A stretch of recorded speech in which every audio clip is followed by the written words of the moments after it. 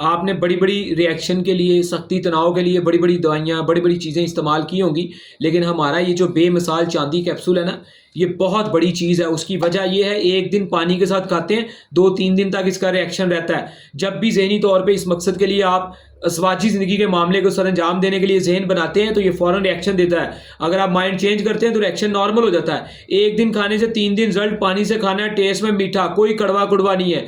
मुझे कोई मीठी दवाई किसी के पास ऐसी है तो दिखाएँ, जो एक दिन खाने से 3 दिन तक रिएक्शन दे।